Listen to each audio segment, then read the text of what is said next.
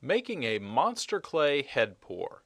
We're going to show how to pour monster clay into a lifecast to produce a sculptable clay positive. Now for prosthetic applications, you typically want to cast a hard positive like the hydrocal positive you see on the left-hand side.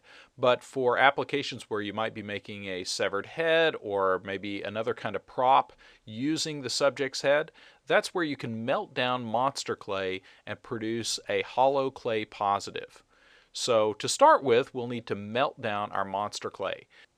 The best way I've found to melt monster clay is using a cheap crock pot and melting it at about 180 to 200 F. Now we're going to be pouring our monster clay into a gel tin head cast. And if you're unfamiliar with that process, click on the link below and that'll take you over to the gel tin head cast video. Now to begin with, when we start our pour, it's a good idea to make sure you keep the mold moving. You'll notice as Abby's pouring the clay, I'm moving the mold around. And the reason we want to do that is to prevent any freeze lines. If the mold stays in one place too long, we'll get a line that will be very difficult to sculpt out of the final positive. So make sure that both while you're pouring the clay into the mold and as you're pouring it back out, that you keep the clay moving to eliminate any freeze lines that might occur on the surface. Now, as soon as we've coated the inside, we're ready to set the mold aside and let it cool a little bit. Now you'll notice here I'm stirring the pot and it's unplugged. Now that's critical because if we keep the crock pot plugged in and maintain the temperature of the pot, what happens is when we pour our next layer, we'll actually wind up washing away some of that first layer that we did into our mold. So by letting the crock pot cool down as our clay cast is cooling down in the mold, it allows the clay to build up a good thickness on our second pour. What we're going to do here is just gradually build up to about a ½ inch thickness by doing repeated pours, sloshing them around and pouring them back out. Now keep in mind, each one of these pours was done about 30 minutes apart. That way we could ensure that the clay had cooled enough to allow it to build up with each successive pour. So again, keep in mind we're pouring that in and pouring it back out and keeping the mold moving, especially around the ears. A mold like this, anytime you're pouring up a head cast, ears are incredibly tricky. So you want to make sure you give the clay extra time on the ears to really get in them good, especially if you've got really thin ears like we had here. Now, I'll show you the way it looks inside. You can gauge your progress by looking at the nose inside the cast. The nose area will give you a good indication of the kind of thickness that you've built up so far. I know that's kind of tricky to see there, but you can tell by around the nose and the eyes how much clay is starting to build up inside the cast. Now for this particular piece, we did about 4 pours, each pour building up about 1/8 of an inch. And keep in mind that that's going to vary depending on the room temperature and the pour temperature of the clay. You can also run a fan in blowing into the head cast in between pours to help it cool down a little bit faster. Now our goal here is to create a hollow head cast as opposed to a solid head. And one of the reasons is to minimize thermal shrinkage. By pouring this in thin sections, we get the least amount of shrinkage possible.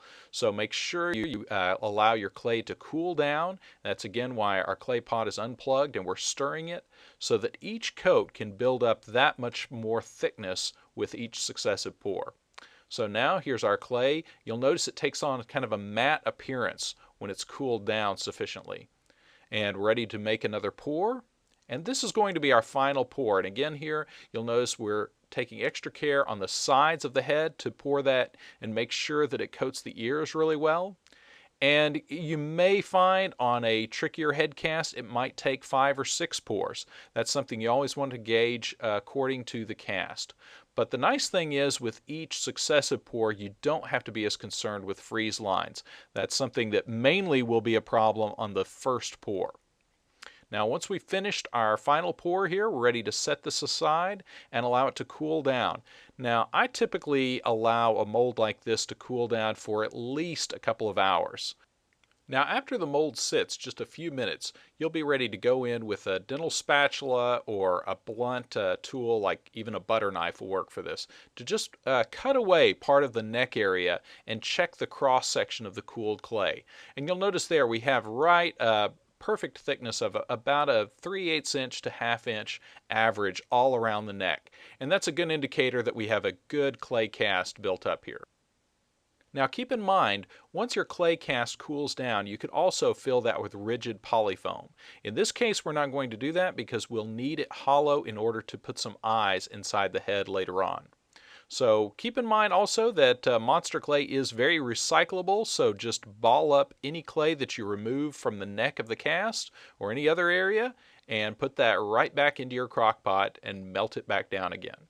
Now, another little trick to speed things along if you're in a hurry is you can use some cool water and spray that inside the clay head to cool it off. Just spray a little bit in, just a few cups of water in, and dump it back out. And you'll find that doing that a few times will speed up the demold time of your clay head. Now, keep in mind here just a little bit to do the trick there. You don't want to fill the clay up because that hydraulic pressure could distort your clay cast when it's soft. Now typically you want to allow several hours for your clay to cool down, either with a gel tin head cast or an alginate head cast. Keep in mind with a gel tin head cast you want to wait just a little bit longer because the alginate is naturally cool and will naturally help the clay cool down, whereas a gel tin head cast will actually function as an insulator, keeping the clay warm longer. So when in doubt, wait a little bit longer, especially when you're working with a gel-tin silicone life cast. Now you want to be incredibly careful around the ears. This is definitely a two-person job. Take extra care to make sure that you don't exert too much force on the ears so that you don't distort them as you're pulling those out. Since the ears are really thin and since they're solid clay, you want to take extra care that they don't distort or even rip off the head during this process. Now, if the ears are pulled off, just keep in mind you can always carefully put those back on. If you save all the pieces and carefully remove those from the mold, you can always reattach those since this is, after all, a clay pour. So just always be careful with the ears, and if they do pull off, it's okay. It's not the end of the world. Just very carefully reattach the ears. You'll notice in this pull, which is a very good pull, we still had some issues with some of the thin spots in the tops of the ears. And those are very easily resculpted areas. So there is our clay cast, and now we're ready for resculpting.